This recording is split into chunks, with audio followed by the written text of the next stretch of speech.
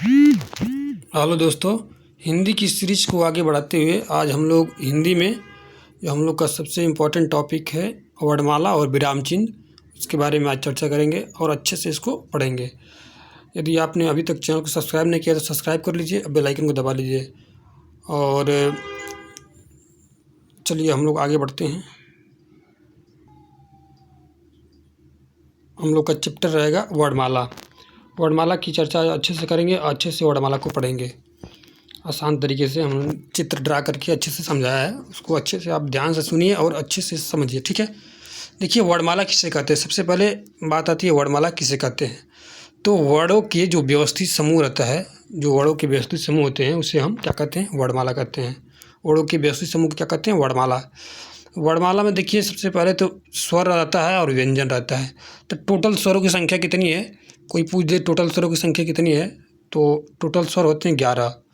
उस तरह तो लिखित भाषा में 13 स्वर होते हैं, लेकिन मौखिक भाषा में 11 स्वर होते हैं।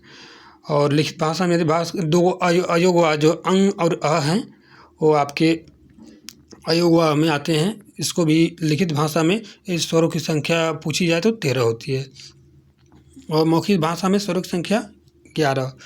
और व्यंजन कितने होते हैं, टोटल 33 होते हैं। अब आगे बढ़ रहे हैं और एक एक करके अच्छे से पढ़ेंगे हम लोग। अनुस्वार देखिए, अनुस्वार किसे कहते हैं, जो केवल नाक से जब ध्वनि निकलती है तो हम उसे अनुस्वार कहते हैं। और अनुनासिक किसे कहते हैं, जो नाक और मुख दोनों से ध्वनि निकलती है उसे अनुनासिक कहते हैं। विसर्ग जो होता है केवल एक होता है अह, जो विसर्ग होता है, जहाँ पर जो 2 बिंदु लगे रहे हैं वो विसर्ग है, ठीक है। चलिए अब आगे देखते हैं। और स्वर की संख्या 11, ठीक। उच्चारण का स्थान हम देखेंगे अच्छे से, पूरा अच्छे से पढ़ेंगे हम लोग। देखिए स्वरों को हम 2 तरह से किस तरह स्वर व्यंजन को बांटते हैं। पहले एक एक करके हम नीचे से ऊपर की तरफ पढ़ते हुए आएंगे। देखिए स्वर को हम देखिए 2 तरह से यहाँ पर बांटे हैं। श्वास के आधार पर स्वर को, स्वर नहीं मतलब व्यंजन को टोटल अल्पप्राण और महाप्राण में 2 तरह से बांट सकते हैं। आप श्वास के आधार पर 2 तरह से बांट सकते हैं। तो अल्पप्राण किसे कहते हैं, जिसे बोलने में हमें कम समय कम जोर लगाना पड़ता है, उससे हम क्या कहेंगे, अल्पप्राण। जैसे अल्पप्राण में 1 3 5 जो होता है, जैसे 1 2 3 4 5, या क ख ग घ अंग, मानिए ये 5 है। इसमें से ये 3 जो होगा अल्पप्राण और 2 जो होगा महाप्राण होगा, ठीक। अब इसी तरह देखिए महाप्राण, जिसे यहाँ पे मैंने समझाया है। देखिए क और 1 3 5 में 1 3 5 में 1 3 5 जो होता है वो आपका अल्पप्राण होता है, और जो महाप्राण होता है 2 और 4। अभी मैं पीछे कुछ गलत बोल दिया हूँ लग रहा है, देख लीजिए एक बार।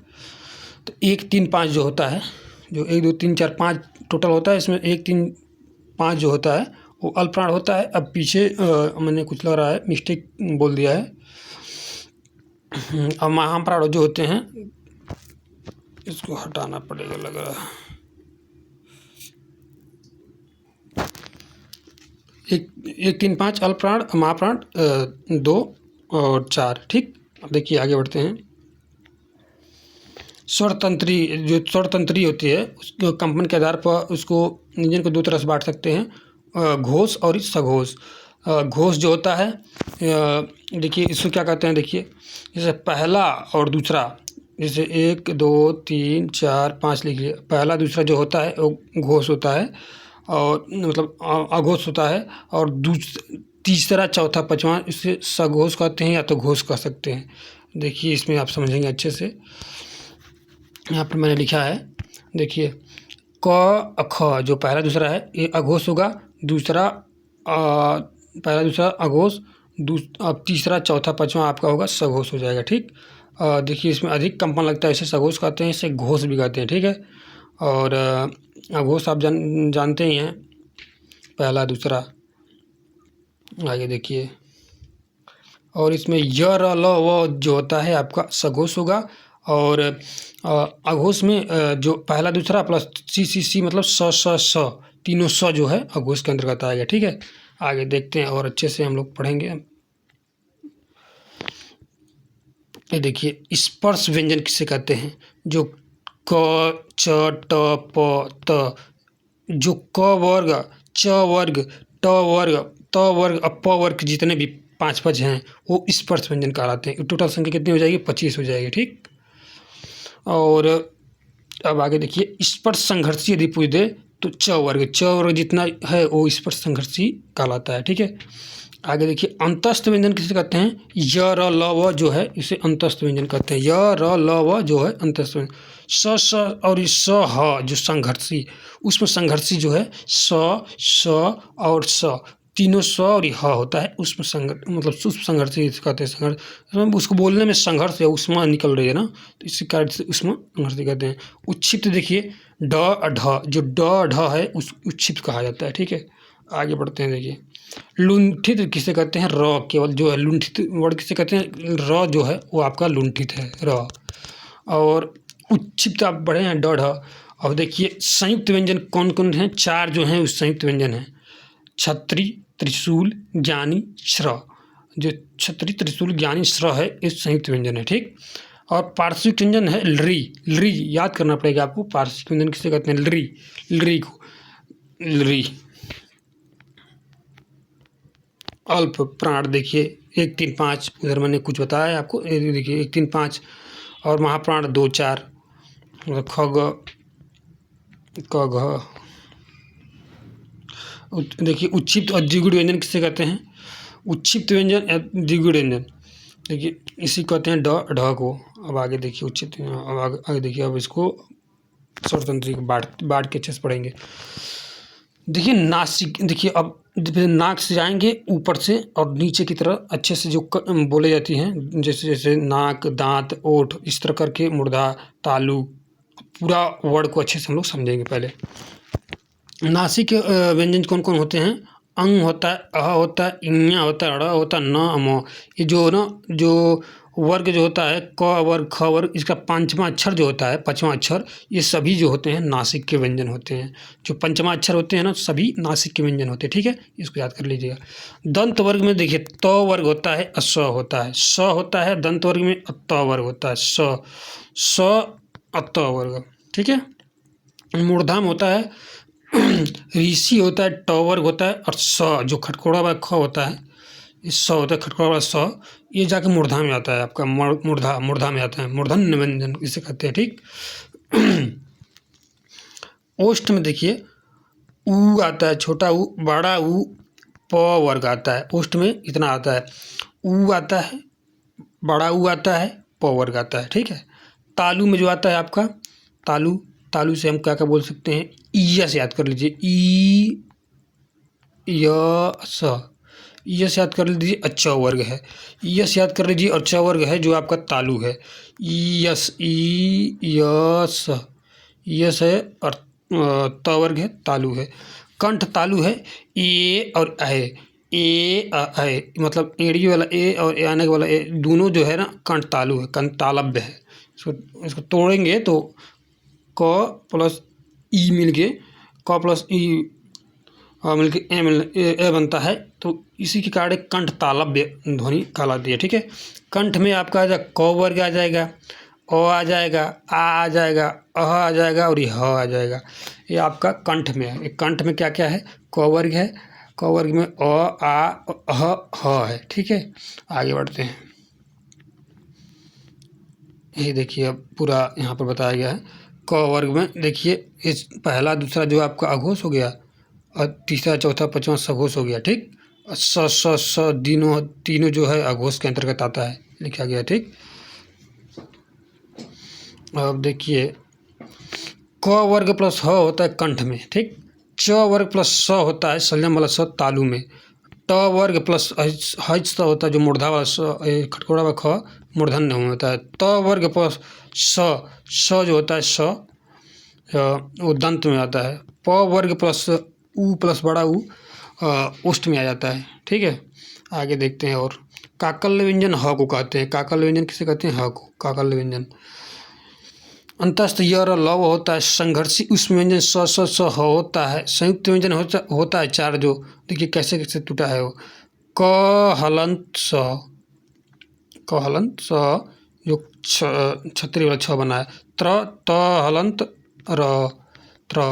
और ज हलंत ञ जो है आपके ज्ञानी बना है। स्र का बात करें तो मूर्धा वाला स प्लस र मिलके ये आपका स्र बना है। ठीक,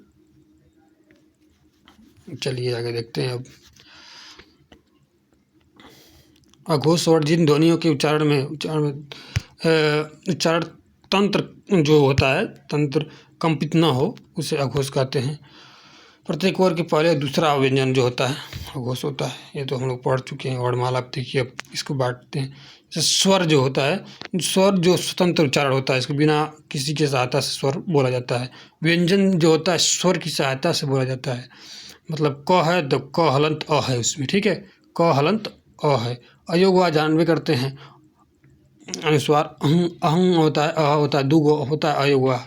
ठीक है, अब आगे देखते हैं। मौखिक और लिखित भाषा में वर्णों की संख्या देखिए क्या क्या होती है।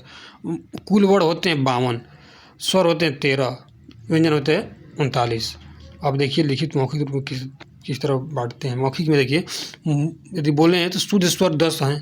अ आ ई बड़ी उ ए ऐ ऐ ओ औ, ये सब जो शुद्ध स्वर हैं। ठीक है, मौखिक रूप से आप बोल सकते हैं। लिखित रूप से यदि मानक रूप से माने कामता पर सदगुरु माने 11, इसमें ऋषि को भी जोड़ दिए हैं, बाकी सब यही है। ठीक, और ये अयोग आ को भी अंग और अह को जोड़ेंगे तो स्वर की संख्या 13 हो जाएगी। ये लिखित रूप से हम लिखने के लिए आए तो लिखते हैं। ठीक है, आगे देखते हैं। हिंदी वर्णमाला में स्वर कितने हैं? 13।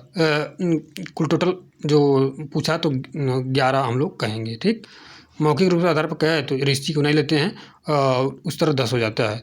शुद्ध स्वर पूछे तो 11 होता है। मानक पूछ दे वर्णमाला के अनुसार तो 13 जो मानक है, लिखित रूप से तो 13। व्यंजन देखिए, व्यंजन जो अब देखिए इसको, मौखिक रूप से 25 स्पर्श व्यंजन जो है क से म तक, 4 है अंतस्थ यर लव, 4 है उसमें व्यंजन स स सह, कुल टोटल 33 है मौखिक रूप से। ठीक, लिखित रूप से 33 + 4, 33 + 4 संयुक्त व्यंजन जो है वो लिखित रूप से हैं। 2 जो हैं आपके उच्चित जो द्विगुण हैं उनको जोड़ के कुल टोटल हो गए 39।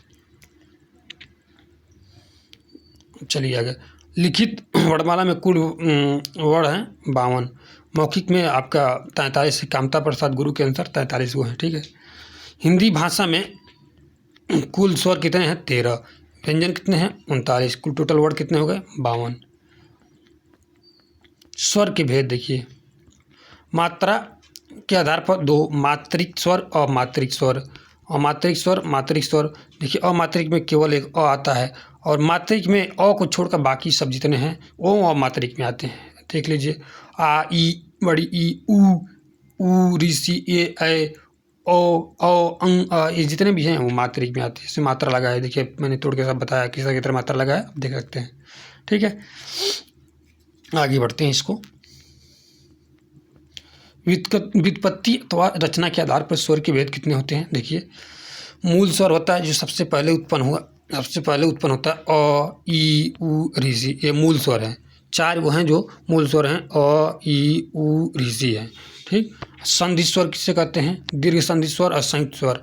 दीर्घ संधि स्वर में देखिए अ प्लस अ मिलके दीर्घ बनता है, मतलब जो बड़ा बन जाए उसको दीर्घ स्वर संधि स्वर कहते हैं। अ ई प्लस ई मिलके बड़ा ई, उ प्लस उ मिलके बड़ा उ। विजाती ध्वनि देखिए क्या क्या होती हैं इसमें संयुक्त स्वर में विजाती ध्वनि से कहते हैं। अ प्लस आ मिलके ई प्लस ए मिलता बनता है। और ये देखिए उसके बाद अ प्लस आ मिलके ए बनता है। ये सब पूरा जो अलग अलग से मिलके बने उसे विजाती ध्वनि कहते हैं। ठीक है, देख लीजिए एक बार ध्यान से। आगे देखते हैं। उच्चारण काल समय के आधार पर ह्रस्व स्वर और दीर्घ स्वर में 2 तरह से बांटा गया है। ह्रस्व स्वर जानो कि जिसमें एक मात्रा होती है, दीर्घ में 2 मात्रा होती हैं। और जैसे अ ई और उ जो है आपका एक मात्रिक स्वर है, मतलब एक मात्रा होती है इसमें। और आ बड़ा ई और बड़ा उ और ए ऐ ओ औ जो होता है जो दीर्घ स्वर गुरु स्वर भी कहते हैं इसको। हिंदी के उच्चारण काल के आधार पर दो तरह से बांटा गया है। हिंदी में उच्चारण काल के आधार पर 2 तरह से होता है, दीर्घ और ह्रस्व और दीर्घ। और जो यदि पूछ दे संस्कृत में तो इसमें एक और जुड़ जाएगा, प्लुत हो जाएगा। संस्कृत में 3 तरह से। जीव के क्रिया के आधार पर स्वरों को हम 3 तरह से बांट सकते हैं, अग्र मध्य और पश्च। अग्र में ई बड़ा ई ए ऐ होता है, मध्य में अ होता है केवल, पश्च में आ होता है, उ होता है, उ बड़ा उ होता है, ओ होता है, अ होता है, ये पश्च में होता है। ठीक है, मुख व्यूवर के आधार पर, मतलब 4 प्रकार से हम मुख द्वार जो खुलता है बंद होता है, इसके आधार पर हम 4 तरह से बांटते हैं। विविध स्वर जानबे करते हैं जो पूरा मुंह खुल जाए, आ बोलिए ना, देखिए आ बोलने पर पूरा मुंह खुल जा रहा है तो विविध स्वर कहलाएगा। अर्धविविध स्वर जो आधा मुंह खुल जाए, अ आए औ जो आधा मुंह खुल रहा है। जो सब स्वर होता है पूरा बंद होता है। अब पूरा बंद होगा, ई बड़ा ई, ऊ बोल सकते हैं। अर्धविविध में आधा खुले, ए ओ आधा खुले, ठीक है। अब यही सब है आपका, देख सकते हैं। आगे देखेंगे, होठों की आकृति के आधार पर देखिए, एक वृत्तमुखी बनता है और अवृत्तमुखी, मतलब आप बोलेंगे तो वृत्त की तरह मुंह बनेगा।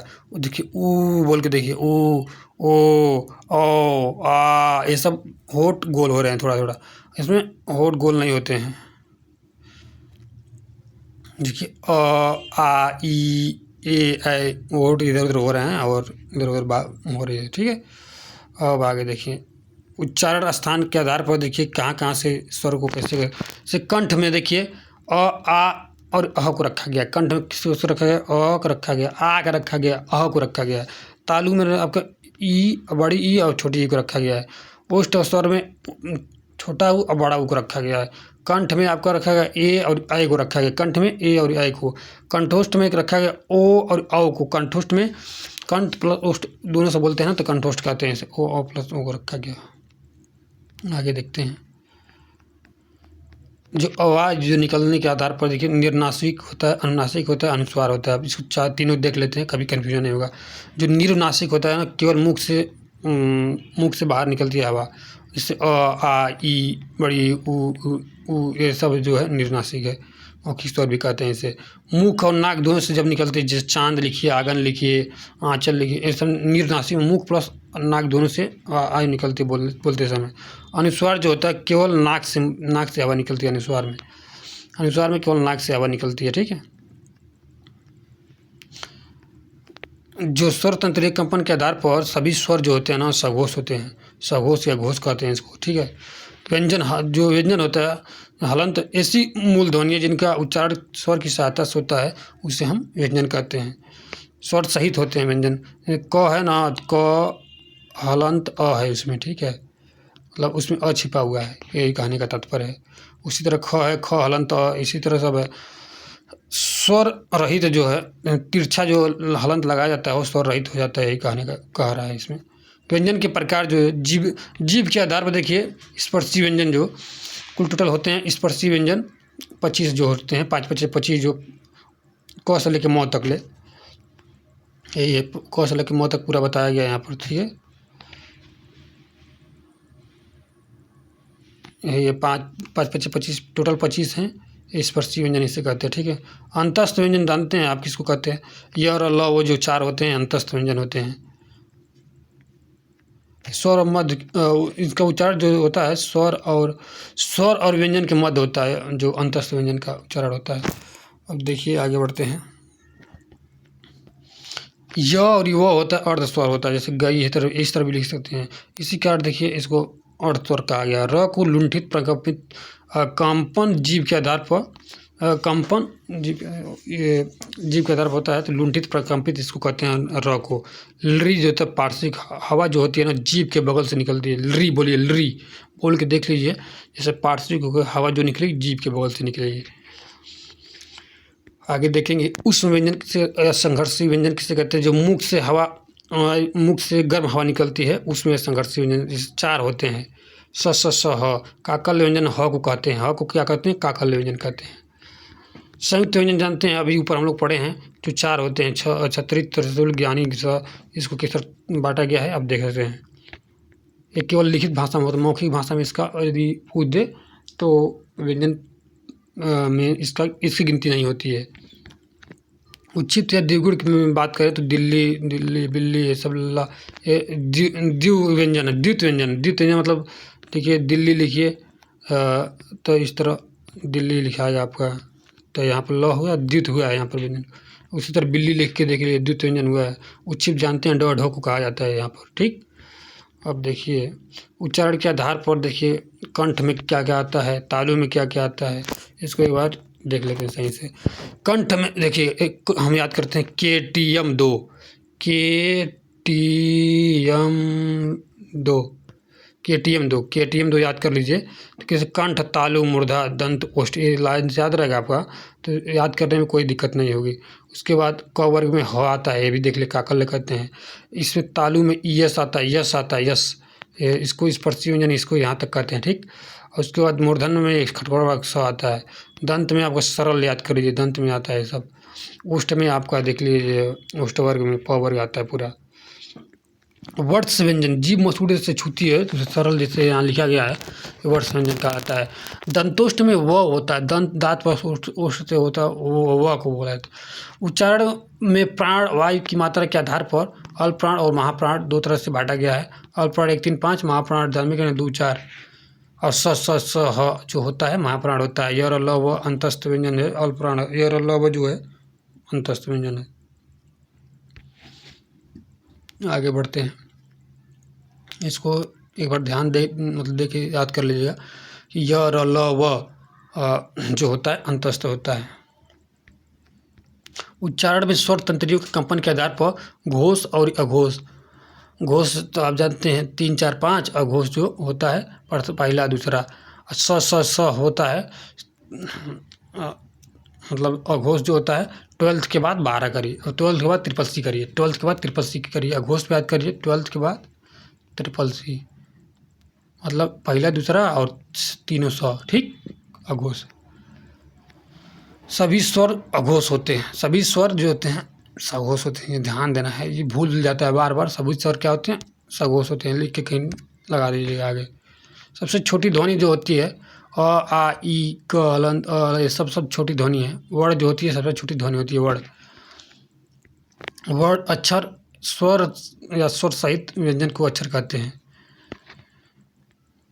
जैसे अमन अमर है, इसमें देखिए इसको पूरा तोड़ा गया है किस तरह। उसके बाद हलंत म, हलंत रहेगा यहाँ पर म पर, अ प्लस र प्लस र पर हलंत रहेगा अ। ये 5 वर्ड आए हैं। वर्ण देखिए अक्षर देखिए पहला है, उसके बाद शब्द बनता है। वर्ण देखिए छोटा है, अक्षर है, उसके बाद शब्द है, पद है, पदबंध है, वाक्य, फिर वाक्य। एक क्रम कभी कल पूछ देता है, क्रम याद कर लीजिएगा, ठीक। ध्वनि की सबसे छोटी इकाई वर्ण होती है। ध्वनि की सबसे छोटी इकाई क्या होती है? वर्ण होती है। शब्द ध्वनि की सबसे छोटी इकाई शब्द मतलब शब्द ध्वनि की सबसे छोटी इकाई। सार्थक इकाई है शब्द, मतलब ध्वनि की सबसे छोटी इकाई सार्थक विद्युत शब्द होता है। देखिए चिन्ह, विराम चिन्ह के बारे में थोड़ा सा चर्चा कर लेते हैं। खत्म है विराम चिन्ह। श्री कामता प्रसाद गुरु जो विराम चिन्ह को बताए हैं, कुल टोटल विराम चिन्ह 22 मतलब 20 वो हैं टोटल, कामता प्रसाद गुरु के अनुसार, ठीक है। अब देखिए 20 चिन्हों को अच्छे से पढ़ते हैं, देखते हैं क्या कहाँ। अल्प विराम का जहाँ पर थोड़ा सा ठहरा हो तो अल्प विराम चिन्ह का प्रयोग किया जाता है। अर्ध विराम मतलब थोड़ा सा मतलब ठहरा हो। पूर्ण विराम पूरा ठहरना हो, मतलब राम जाता है, राम घर जाता है, पूरा ठहरना है। अल्प मतलब पूर्ण विराम। अर्ध विराम थोड़ा रुकना है तो अब अर्ध विराम लगा दीजिएगा। अब प्रश्नवाचक चिन्ह प्रश्न पूछना है, क्या तुम आज दिल्ली जा रहे हो? क्या लग गया? तो प्रश्नवाचक चिन्ह का प्रयोग होगा। आश्चर्य, आश्चर्य की बात जहाँ भी हो, जैसे वाह क्या बात है, वाह लगा दिए। आश्चर्य की जहाँ बात आए वहाँ पर विस्मय आदि विरोधक लगा देते हैं। निदेशक या डैश का प्रयोग देखिए। संयोजक चिन्ह इसे कहते हैं, या योजक चिन्ह या समासिक चिन्ह। द्वंद्व समास में नहीं होता है माता और पिता, यहाँ बीच बीच में जो लगाया जाता है माता और पिता, भाई बहन, सुख और दुख, जितना भी है डैश चिन्ह का उपयोग यहीं पर होता है। कोष्टक देखिए, कोष्टक 3 प्रकार से है। एक देखिए छोटा कोष्टक है, उसके बाद मंझला कोष्टक, बड़ा कोष्टक है। टोटल देख लीजिए। अवतरण चिन्ह देखिए, अवतरण चिन्ह यहाँ पर किसी चीज़ को इस तरह करके लिखना है तो अवतरण चिन्ह का प्रयोग करते हैं। उद्धरण चिन्ह का यदि डबल यूनिटेड कामम है तो उससे उद्धरण चिन्ह, डबल यूनिटेड कामा उद्धरण चिन्ह, अवतरण सिंगल यूनिटेड कामम है। उपविराम और अपूर्ण विराम इस तरह जो 2 बिंदु रहता है उसको कहते हैं। श्री गुरु विसर्ग के समकुछ बताकर मान्यता देने की बात करते हैं, ठीक है। विवरण चिन्ह इस तरह लगाते हैं, इससे इस तरह विवरण चिन्ह हो गया, ठीक। ये विवरण चिन्ह हो गया आपको। जो पुनरुक्ति सूचक होता है, डबल यूनिटेड कामा इधर मुंह खुला रहेगा, इधर पुनरुक्ति सूचक होगा ऊपर की तरफ इस तरह करके। तो पुनरुक्ति से मतलब बचने के लिए इसका प्रयोग किया जाता है। लांघव चिन्ह जो होता है, लांघव चिन्ह 0 लिख के और छोटा कोष्टक में बंद करिए, लांघव चिन्ह होता है। लोप चिन्ह है, लोप चिन्ह का प्रयोग है देखिए डॉट डॉट डॉट, उसके बाद प्लस प्लस प्लस लिखते जाइए, वो लोप चिन्ह होगा। पाद चिन्ह देखिए, यदि रेखांकित चिन्ह नहीं होता है, किसी संख्या 9 है तो मानिए ऊपर जो लिखा है वो रेखांकित चिन्ह या पाद चिन्ह के नाम से उसे जाना जाता है। अब आगे देखते हैं, दीर्घ चिन्ह जानते हैं, इस तरह लिखा जाता है, मतलब वो दीर्घ है बड़ा, इस तरह लिखा जाता है, सिंगल है मतलब दीर्घ लघु है मतलब छोटा वाला। पाद चिन्ह जानते हैं, पाद बिंदु किसे कहते हैं, पाद बिंदु जैसे फ लिखा जाए तो फ यहाँ पे लिख के यहाँ पे डैश लगा देते तो पाद चिन्ह होगा। हंस चिन्ह जो होता है, हंस चिन्ह, इसका प्रयोग जैसे कि त्रुटि चिन्ह काक पद, जैसे कुछ छूट गया त्रुटि बस इसको लिखते हैं, इस तरह करके लिख देते हैं ऊपर, ठीक, हंस चिन्ह कहते हैं। टीका सूचक है, देखिए टीका सूचक इस तरह प्रयोग, ये सब हैं जो टीका सूचक है। तुल्यता सूचक या समानता, बराबर नहीं होता है, तुल्यता सूचक या समानता के लिए इक्वल टू, इक्वल का प्रयोग किया गया है। समाप्ति सूचक के लिए इस तरह समाप्ति सूचक का प्रयोग होता है। अपूर्ण चिन्ह त्रिपल जो dot dot dot dot dot लिखा गया है वो अपूर्ण सूचक चिन्ह का प्रयोग है। चलिए लिखे, नीचे लिखा है, किसी लेख में से जब कोई जरूरी अंश छोड़ दिया जाता है तब उसके स्थान पर इस चिन्ह का प्रयोग किया जाता है। ये सब दोनों समाप्ति सूचक का अपूर्ण सूचक चिन्ह का प्रयोग किया जाता है, जब लेख में कुछ छूट जाता है तब इसका प्रयोग किया जाता है। ओके, तो आज के लिए बस इतना ही। वर्णमाला और विराम चिन्ह इसमें ख़त्म हो गया। चैनल सब्सक्राइब नहीं किया, सब्सक्राइब कर लीजिए, बेल आइकन दबा लीजिए। Okay, bye bye, thank you.